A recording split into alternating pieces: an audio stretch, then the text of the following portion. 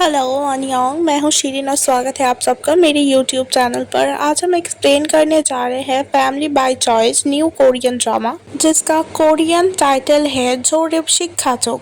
तो एपिसोड 3 के स्टार्टिंग में हमें एक आदमी को दिखाया जाता है जो कि हेजुन को बोल रहा था कि वो हेजुन के रियल यानी कि बायोलॉजिकल डैड है। वो ये भी बताते हैं कि हेजुन की आंखें और स्माइल बिल्कुल उन्हीं की तरह है और हेजुन और उस आदमी को हेजुन के दोस्त भी देखते हैं। ये आदमी बोलता है कि इसे पता ही नहीं था कि हेजुन की मॉम प्रेग्नेंट थी, वरना वो कभी भी इन दोनों को छोड़कर नहीं जाते। और हेजुन के पैदा होने के बाद भी हेजुन की मॉम ने इस आदमी से कोई भी कांटेक्ट नहीं किया था, ऐसा ये आदमी बोलता है। और जब हेजुन इसे पूछता है इतने दिनों बाद कैसे उन्होंने हेजुन को ढूंढा, तभी ये आदमी कोई बहाना बताकर यहाँ से चला जाता है और हेजुन काफी ज्यादा गुमसुम सा हो जाता है और किसी सोच में पड़ जाता है। वो अपनी प्रैक्टिस में भी अच्छे से फोकस नहीं कर पाता। अब हम जुवॉन को देखते हैं जिसके पास उसकी क्लासमेट्स आती है और वो सान्हा के लिए लव लेटर्स लेकर आती है। इतने सारे लव लेटर्स के बीच जुवॉन के लिए भी एक लेटर आया होता है और जिसे देखकर जुवॉन की तो खुशी की ठिकाना ही नहीं होता, क्योंकि ये पहली बार है जब किसी ने जुवॉन को लव लेटर लिखा था, पर इस लेटर में उस बंदे का नाम ही नहीं लिखा होता है। तो इसके बाद हम जुवॉन को देखते हैं और सान्हा को भी। तो जुवॉन तो बहुत ज्यादा खुश होती है और वो सान्हा को भी इस बारे में बताती है। इसके बाद सान्हा उससे रिपोर्ट कार्ड मांगने लगता है क्योंकि आज ही जुवॉन की रिपोर्ट कार्ड आई थी और उसका रिजल्ट बिल्कुल भी अच्छा नहीं था। अब हम दाल को देखते हैं जो कि जुवॉन की फ्रेंड थी और इसे हेजुन पर क्रश भी था। वो स्कूल खत्म होने के बाद हेजुन के प्रैक्टिस हॉल के बाहर आई हुई थी और उसने सब कुछ सुन लिया था हेजुन और उसके डैड के बारे में। क्योंकि यहाँ थोड़ी सी कंफ्यूजन हो सकती है तो अब से हम जुवॉन के डैड को अप्पा कहेंगे और हेजुन के बायोलॉजिकल डैड को डैड कहेंगे। अब काफी ज्यादा देर हो जाती है और हेजुन भी घर वापस आ जाता है। यहाँ वो काफी ज्यादा अपसेट लग रहा था। वो यहाँ अप्पा से अपने बायोलॉजिकल डैड के बारे में बोलने भी जाता है पर कुछ सोचकर नहीं बोलता। अब हम सबको डिनर करते हुए देखते हैं जहाँ हेजुन काफी ज्यादा अपसेट था, पर यहाँ वो किसी को भी शो नहीं करता कि वो अपसेट है। पर इस बारे में सान्हा ने नोटिस कर लिया था और सब जब डिनर कर लेते हैं तब सान्हा अकेले में जाकर हेजुन से सब कुछ पूछता है और हेजुन भी सब कुछ सच सच बता देता है। यहाँ हेजुन की बातों से हमें पता चलता है कि वो काफी ज्यादा खुश भी है और टेंस्ड भी। इस बात की तसल्ली थी कि उसके बायोलॉजिकल डैड को उसके बारे में नहीं पता था और अगर पता होता तो कभी भी वो उसे छोड़कर नहीं जाते। अब हमें नेक्स्ट डे का सीन दिखाया जाता है जहां जुवॉन और दाल दोनों स्कूल के सारे लड़कों को देखते हैं और गेस करने की कोशिश करते हैं कि किसने जुवॉन को लव लेटर दिया होगा। पर सैडली इन्हें कोई भी ऐसा नहीं मिलता जो जुवॉन को लव लेटर दे सकता था। इसके बाद दाल और जुवॉन दोनों हेजुन के प्रैक्टिस हॉल के पास आते हैं क्योंकि जुवॉन को हेजुन को भी बताना था कि उसे भी लव लेटर मिलता है। पर तब तक सान्हा और हेजुन दोनों हेजुन के आंटी के पास चले जाते हैं क्योंकि सान्हा ने हेजुन से कहा था अगर तुम्हें अपने डैड के बारे में कुछ भी जानना है तो फिर तुम्हें अपने आंटी से बात करनी चाहिए। और जब आंटी को इन सब के बारे में पता चलता है तब वो काफी ज्यादा परेशान हो जाती है और वो हेजुन से बोलती है कि वो दोबारा कभी अपने डैड से ना मिले। इसके बाद वो बताती है कि हेजुन के डैड को पहले से पता था कि हेजुन की मॉम प्रेग्नेंट है और उसके बाद भी हेजुन के डैड एक रिच आदमी की बेटी से शादी करने का फैसला कर लिया था। उन्होंने एक बार भी हेजुन या उसके मॉम के बारे में भी नहीं सोचा।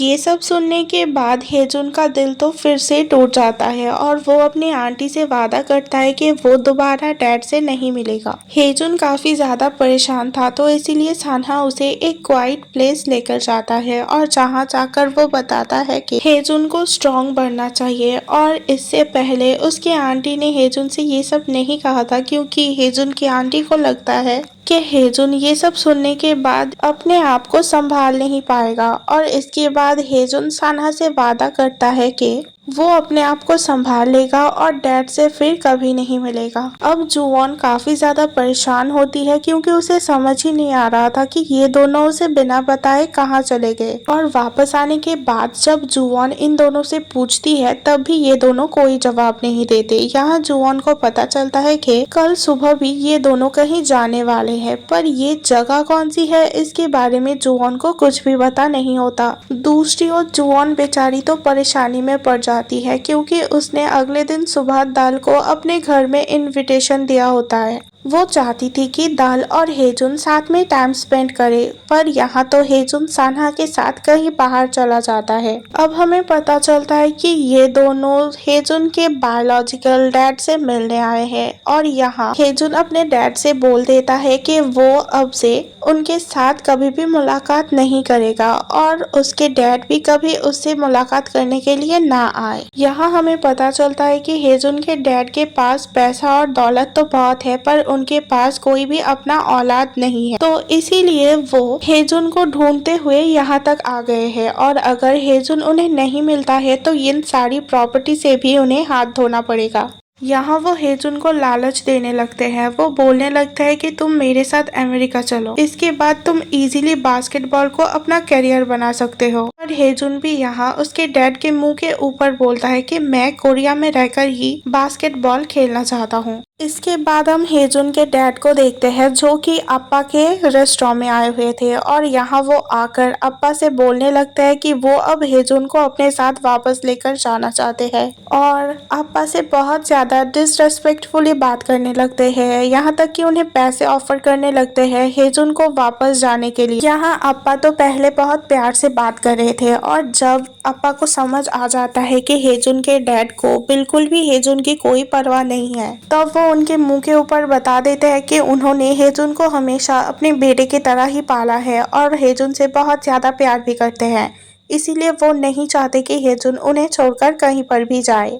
अप्पा की बात सुन के हेजुन के डैड का तो दिमाग ही खराब हो जाता है और वो अप्पा के ऊपर हाथ भी उठाने जाते हैं। तभी यहाँ जुवॉन और दाल आ जाती है जहाँ अप्पा बोलते हैं उन दोनों को कुछ देर बाद आने के लिए। इसके बाद जुवॉन और दाल जब अपने घर वापस जा रही होती है तभी इन्हें रास्ते में सान्हा और हेजुन मिलते हैं, जहाँ जुवॉन बताती है कि अप्पा के रेस्टोरेंट में एक अजीब सा आदमी आया हुआ है। पहले तो सान्हा और हेजुन दोनों ज्यादा इस बात को इम्पोर्टेंस नहीं देते और अपने घर वापस जाने लगते हैं, पर तभी दाल बोलती है कि इस आदमी की आंखें बिल्कुल हेजुन की तरह है। तभी इन दोनों को समझ आ जाता है कि ये आदमी और कोई नहीं बल्कि हेजुन के बायोलॉजिकल डैड है। तभी ये दोनों भागते हुए अप्पा के रेस्टोरेंट में आते हैं और इनके पीछे पीछे जुवॉन और दाल भी आती है। यहाँ हमें पता चलता है कि डैड ने अप्पा से कह दिया था कि हेजुन को भी इस बारे में पता है, यानी कि हेजुन अपने बायोलॉजिकल डैड से पहले भी मिल चुका है। तो जब हेजुन अप्पा के रेस्टोरेंट में आता है तब अप्पा हेजुन को बहुत ही प्यार से सब कुछ समझाने लगते हैं और बताते हैं कि वो कभी नहीं चाहते कि हेजुन उन्हें छोड़कर कहीं भी दूर जाए और हेजुन भी बोलता है कि वो भी नहीं चाहता कि वो अप्पा को छोड़कर कहीं भी जाए और उसने अप्पा से ये सारी बातें इसीलिए छुपाई थी क्योंकि उसे लगता था कि अप्पा को अगर पता चलेगा कि हेजुन के बायोलॉजिकल डैड वापस आ चुके हैं तो वो हेजुन को अपने आप से दूर कर देंगे और इसीलिए उसने अपने अप्पा को इस बारे में कुछ भी नहीं बताया था। दूसरी ओर सान्हा जुवॉन को भी सब कुछ बता देता है। तब जुवॉन बोलती है कि चाहे हेजुन के बायोलॉजिकल डैड आए या फिर कोई भी आए, वो कभी नहीं चाहेगी कि हेजुन यहाँ से कहीं भी दूर जाए, यानी कि उन्हें छोड़कर वो हेजुन को भी कहीं नहीं जाने देगी।